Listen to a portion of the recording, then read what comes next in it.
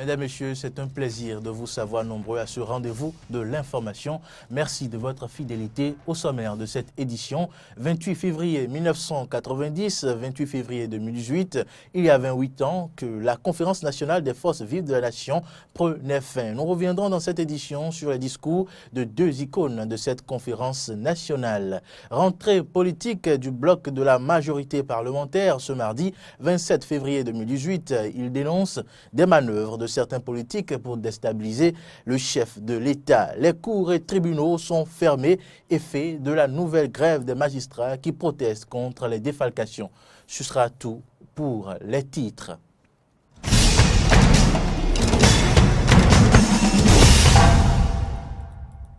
Bienvenue à toutes et à tous dans ce journal. 28 février 1990, 28 février 2018, il y a 28 ans, la Conférence nationale des forces vives de la nation prenait fin. Cette réunion des diverses sensibilités de la République populaire du Bénin qui a démarré en 19 février a permis au pays de sortir de la crise sociale qui le secouait très fortement déjà en 88. L'acquis principal de cette conférence est la Constitution du 11 décembre 1990, toujours en vigueur et qui est la clé du renouveau démocratique et du libéralisme économique de la République du Bénin. Cette prouesse africaine a été possible à un peuple décidé à quitter la dictature militaro-marxiste pour la démocratie, mais aussi grâce à deux hommes engagés pour la réussite de cette conférence. Il s'agit du général Mathieu Kérékou, le chef de l'État d'alors, et Monseigneur Isidore de Souza, archevêque de Cotonou et président du Présidium de la Conférence nationale des forces vives de la nation. Je vous propose à présent les propos de l'homme d'église à l'endroit de l'homme en uniforme à la fin de cette conférence. Je ne sais pas si c'est moi ou si c'est quelqu'un d'autre. Si je suis dans la salle ou en dehors de la salle. Si je suis en ce monde ou en un autre. Et tous ces sentiments, Monsieur le Président, trouvent leur début en votre personne. Et c'est pour cela que je voudrais vous dire toute notre reconnaissance. Et je crois que je ne trahis personne ici en disant au chef de l'État que je lui adresse les sentiments les plus profonds de notre gratitude. Et j'admire votre audace. J'admire votre magnanimité. J'admire votre clairvoyance. J'admire le fait que, chef de l'État, vous vous êtes rendu à l'évidence en communiant avec votre peuple qui trouve dans sa chair, dans son cœur, dans ses membres, dans son ventre vide, dans son corps mal vêtu, dans son corps mal soigné, qu'il était temps que les choses changent. Vous avez été en communion avec ce peuple. Et l'autre jour, je vous disais que vous aviez de la sympathie pour ce peuple. Et vous m'avez repris tout de suite, ce n'est pas de la sympathie, j'ai de l'amour pour ce peuple.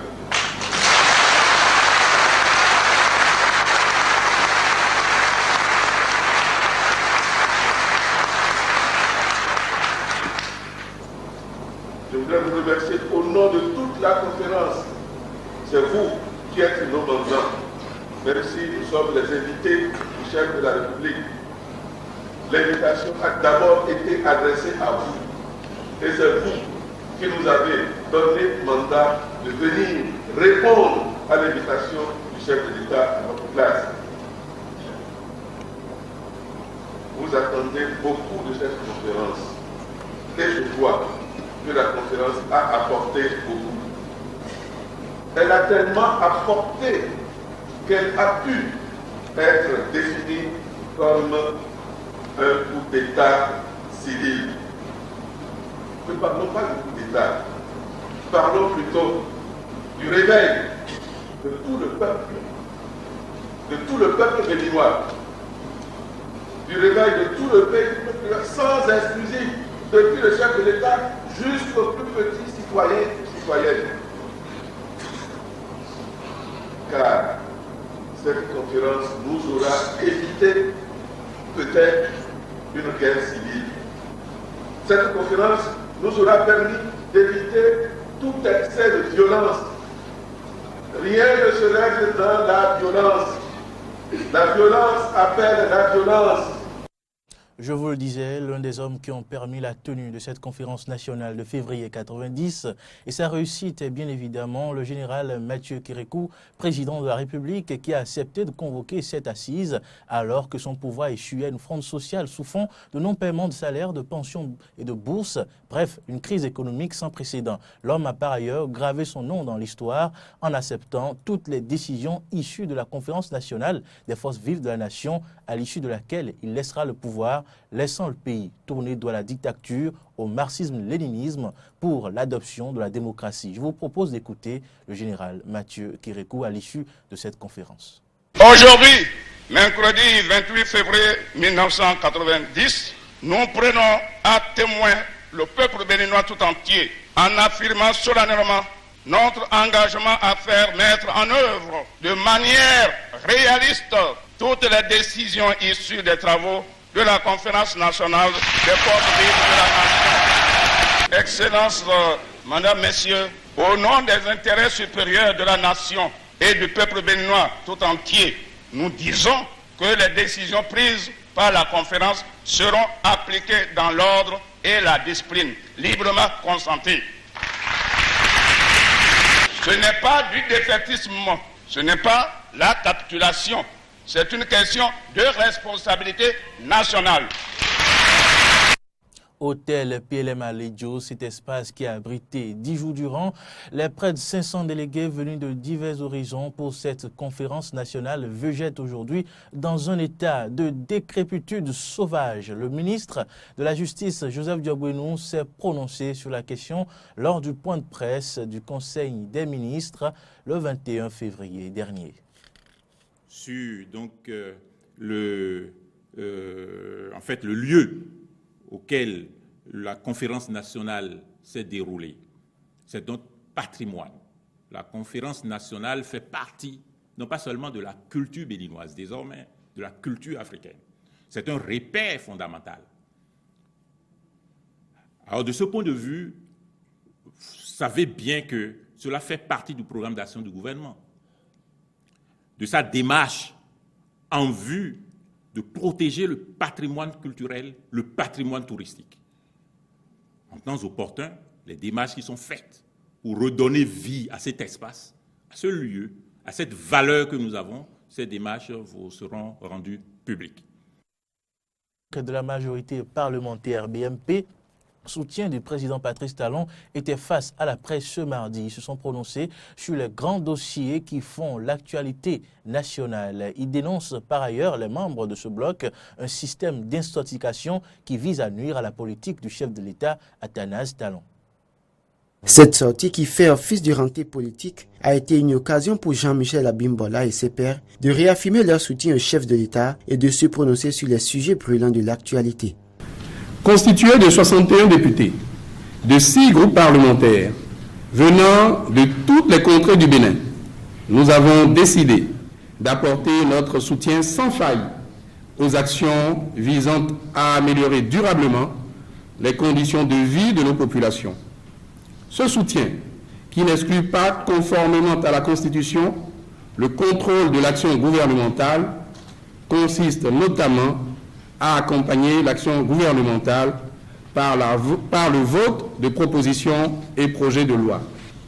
Toutefois, ils affirment être sensibles aux difficultés des populations, lesquelles difficultés sont induites par des réformes engagées par le gouvernement. Ils apprécient à juste titre les résultats déjà obtenus. Ces députés s'insurgent contre la stratégie d'intoxication de certains politiques pour, disent-ils, déstabiliser le gouvernement. Cette stratégie est illustrée en 4 thématiques: le COSLEPI, le dossier de levée d'immunité parlementaire, le retrait du droit de grève et la réforme du système partisan. Et c'est sur ces 4 points que les autres membres du bloc vont plancher pour apporter des clarifications. Nous savons que la non-installation du COS est une méconnaissance de nos tests.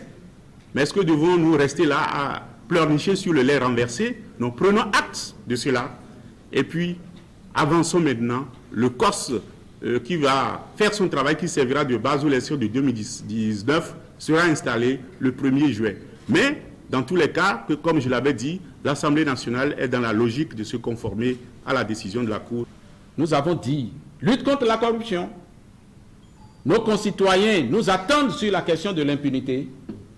Je pense qu'il faudrait qu'on y aille.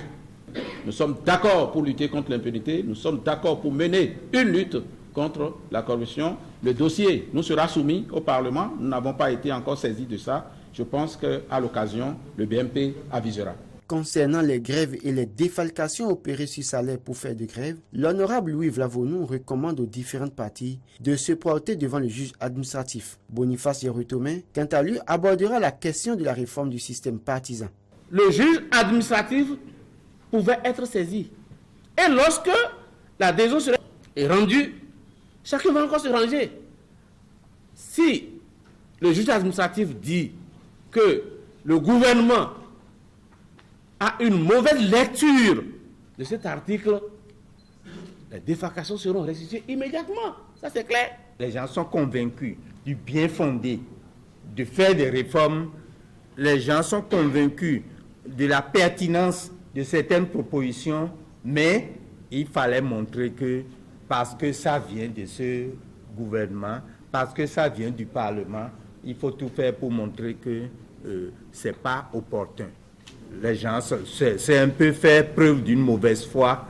De toute façon, ces députés du bloc de la majorité parlementaire entendent rendre désormais coup pour coup en donnant leur position sur tous les sujets pour, disent-ils, désintoxiquer la population.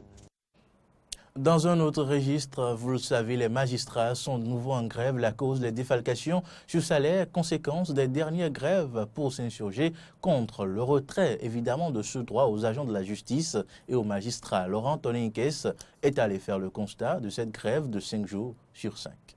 Tribunal de première instance de Cotonou, salle d'audience fermée, couloir vide, c'est le constat fait ce mardi. La grève enclenchée par les magistrats à cause des défalcations opérées sur les salaires est bien observée. Pas de présence de magistrats, pas de présence de justiciables. Ces derniers, ayant certainement été informés, n'ont pas rempli la cour du tribunal comme c'est le cas les jours ouvrables. Seul constat, la présence de ces 2 fourgons ayant transporté les mises en cause dans l'affaire CNCB. Et sur les balcons, les proches parents de ces mises en cause. À la cour d'appel, le constat est pratiquement le même. Les salles d'audience sont fermées. Les citoyens présents ici y sont pour des légalisations. Les sieurs Alphonse Leco et Paul Leco, venus de Porte-Nouveau pour une audience, n'ont d'autre choix que de retourner chez eux. Bon, je suis venu pour problème de parcelle. Mon arrivée, j'ai vu que les portes étaient bloquées. Personne n'est ici, que le gouvernement regarde pour faire quelque chose dedans. J'ai attendu fois passée qu'il y a grève. Bon, je ne sais pas si c'est tout le monde, mais aujourd'hui je suis arrivé ici pour voir que toute porte est fermée, il n'y a pas de travail. Le secrétaire général du Central Justice Kakobessé rencontré apporte une précision. Ce que vous observez actuellement, c'est d'abord les magistrats qui sont en grève. Je voudrais rappeler que nous, personnels non magistrats, on a observé déjà près de 3 mois de grève depuis 2017. Donc actuellement, c'est les magistrats qui observent ces mouvements de débrayage. Nous avons décidé de nous retrouver le vendredi prochain en Assemblée générale pour faire une évaluation et trouver d'autres stratégies de lutte. Et parlant de stratégie de lutte, Kakobessé pense que la grève n'est plus certainement l'arme qui répond aux attaques du pouvoir contre les travailleurs. Il évoque par ailleurs la loi sur les grèves. Seule la grève peut ressortir les difficultés des travailleurs, la souffrance du peuple béninois. Il faut trouver d'autres méthodes pour faire montrer à la communauté internationale les dérives du pouvoir. La loi est claire. Lorsque vous observez un mouvement de grève sur la base des points de revendication qui portent sur des principes, des libertés, il ne devait pas avoir de défalcation. Lorsque même vous observez des mouvements de débrayage et que vous n'avez pas satisfaction, il ne devait pas avoir de défalcation. Mais le gouvernement a outrepassé tout ça. Ils ont fait des retenues sur salaire. Je n'appelle pas ça retenue sur salaire parce que si moi qui ne veux pas, je n'ai pas eu mon salaire. Selon Kakobessé, les points de revendication à incidence financière ont été versés dans une grande commission créée par le garde des Sceaux. lesquels points ont été ensuite reversés dans la grande commission gouvernement-syndicat. Il conclura par ailleurs que les seuls points sur lesquels ils ne s'entendent pas avec le gouvernement tournent autour des libertés fondamentales. Dans son adresse à la nation le 31 juillet, le chef de l'État a annoncé pour cette année 2018 des prix d'excellence présidentielle objectifs, créer l'émulation et promouvoir les talents, les valeurs de la République. Au nombre des corps de métiers cités se trouve en bonne place le journalisme. À un semestre d'août 2018, quels doivent être les critères pour attribuer ces prix aux professionnels des médias? Les associations fêtières UPMB, CNPA et ODEM répondent. Décerner désormais et dès 2018 des prix aux Béninois les plus méritants, chacun dans son domaine à la veille de la célébration de la fête nationale. Il s'agit là de l'initiative présidentielle de promotion de l'excellence annoncée par le président Patrice Talon le 31 juillet 2017 et qui n'a pas manqué de citer certains corps de métiers visés à l'instar du journalisme. Une marque de considération unanimement saluée au sein de cette profession qui a déjà une tradition de promotion de l'excellence. Sous le du ministère de la Communication, il avait été primé les meilleurs de la corporation. Puis après, le ministère a lâché du lest. Je puis dire que depuis au moins environ 10 ans, les associations professionnelles des médias, l'UPMB et le CNP, en a pris le relais. Consultés par certains cadres de la présidence avant même l'annonce du chef de l'État, les associations fêtières de la presse ont apprécié l'initiative et posé un préalable. Nous permettre librement de mettre en place un jury, mis en place par les associations, indépendants dans son délibéré. Que la distinction au point des médias ne soit pas faite en dehors des fêtières. Ainsi, pour un processus d'identification des talents dépouillé de toute velléité politique, l'ODEM, le CNPA et l'UPMB insistent. Faire un avis d'appel à la candidature pour postuler pour le poste de prix présidentiel de la presse. Dans toutes les catégories de la presse, aussi des radios communautaires, des radios commerciales, les télévisions régionales, les télévisions urbaines et périurbaines, etc. On définit que dans chaque média, il y a un prix ou deux prix. Qu'on mette en place une équipe technique, qu'il y ait des professionnels des médias, qu'il y ait des acteurs de la société civile, une ou deux personnalités de l'enseignement qui peuvent apprécier des productions en matière de presse. C'est important que ce soit les associations qui désignent les membres du jury. Et si cela se passe ainsi, ce sera un jury de compétents. Les éventuels mécanismes d'identification des talents repérés, qu'en est-il alors des critères de désignation des plus méritants? Les associations fêtières proposent toujours créativité, l'originalité, la spécialité. Le meilleur journaliste culturel qui soit primé. Le meilleur journaliste en environnement, par exemple. Au lieu de dire on prime le meilleur journaliste en télé. Mais nous avons fait le syndicalisme pour dire qu'il faut primer l'audiovisuel et la presse écrite et les journaux en ligne et les web aux médias sociaux. C'est fondamental. Ceux qui ont pu se donner à faire des investigations en matière de presse, je crois que c'est là qu'il faut y aller. Parce que c'est reconnu partout. Quelles sont les règles en matière d'investigation? Il y a des éléments dans notre histoire que nous ignorons et que les enquêtes peuvent révéler. Les productions compte rendu, dossiers, œuvres de propagande et de communication ainsi écartées, d'autres critères sont aussi discutés. Les critères, par exemple, qui prouvent que, on n'a pas été assigné en justice, on n'a pas reçu, disons, des condamnations de l'ODEM. C'est la question, par exemple, pour la presse présidentielle, de ne pas pouvoir compétir. Donc, c'est des critères sur lesquels on doit pouvoir s'entendre avant de pouvoir lancer cette compétition. Si vous êtes journaliste de l'opposition ou journaliste pro-gouvernemental et que vous êtes techniquement bon, mais écoutez, il n'y a pas de problème. Repérage de talents, désignation des meilleurs, si les propositions divergent, les opinions convergent quant à la nécessité de la valeur des prix. Il faut également que nous puissions avoir des prix valorisants pour la profession. On dit Ebony, par exemple, dans certains pays, c'est au niveau de la presse qu'on le fait et ça vaut au moins 15 millions de francs CFA. Nous, on a dit qu'on n'ait pas des prix qui soient tout simplement au-dessous de 20 millions ou de 25 millions. Un prix présidentiel de l'excellence qui viendra, à coup sûr, créer l'émulation au sein des journalistes et pourquoi pas éradiquer les mots dont on accable toute une profession. C'est ici que prend fin cette édition. Merci pour votre fidélité et à bientôt.